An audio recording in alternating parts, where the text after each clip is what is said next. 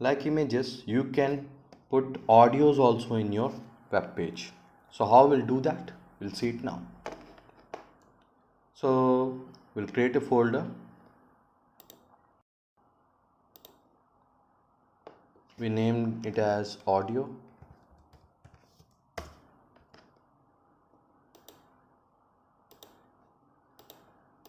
And we'll make a file called audio.html.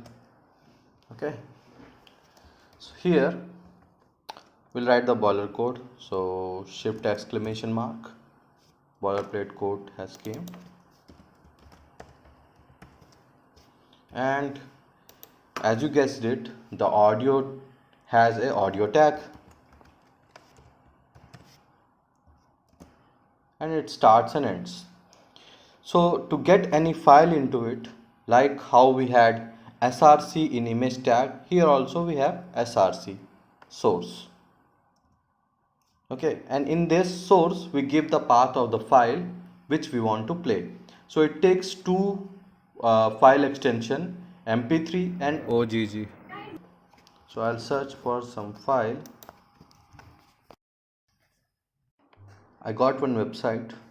From this website I downloaded the bird singing song, like the birds creeping. Okay, so I have downloaded it. It is in my folder, audio folder. It's bird.mp3. So I'll import it, bird.mp3, and I'm not putting dot slash or anything because it's in the same folder.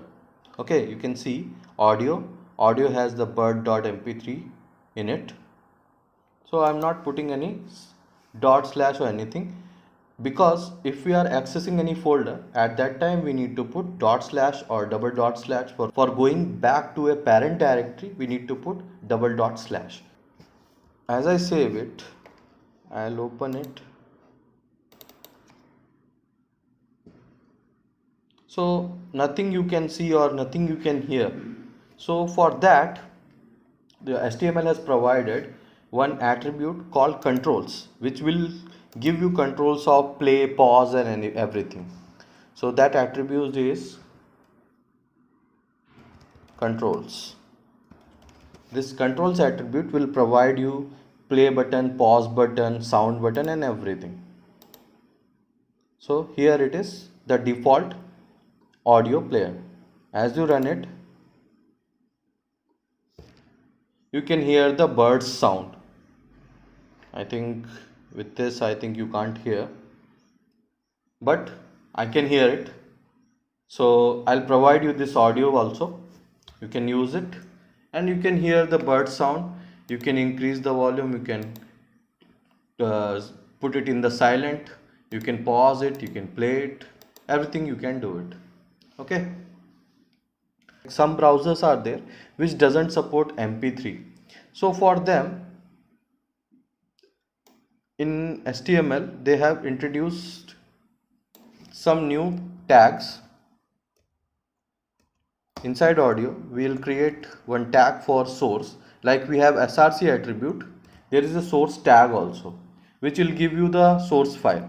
So in this you can put, if you want to play, if you want to put for different browsers like Chrome, Mozilla, Firefox, and Opera, all for this browser, if you want to put some different audio tracks, like same audio track but with different extension, so you can put it like this, and you can put type is equals to audio slash mp3.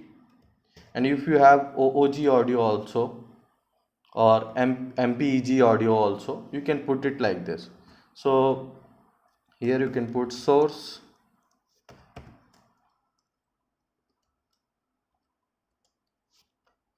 it's also an inline tag, it comes under audio tag.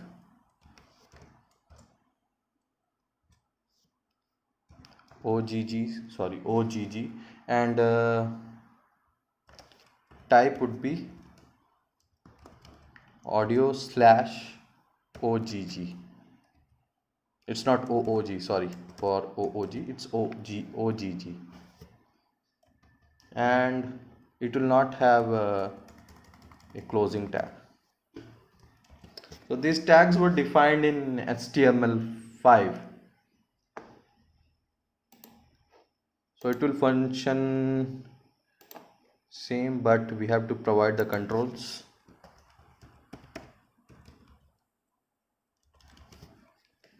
So if we provide controls to work the same what it used to work, there won't be any difference. If you open in any different browser which doesn't support MP3 and which support only OGG format, you can give that thing. I have just written audio.ogg because I don't have any audio. You can put the same bird's audio with OOG format also. You can download this OOG format and you can put it. Okay.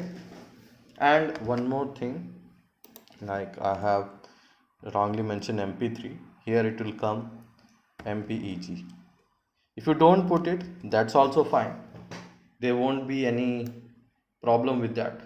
But it requires a type. If you don't put it, there won't be any problem. It will work the same.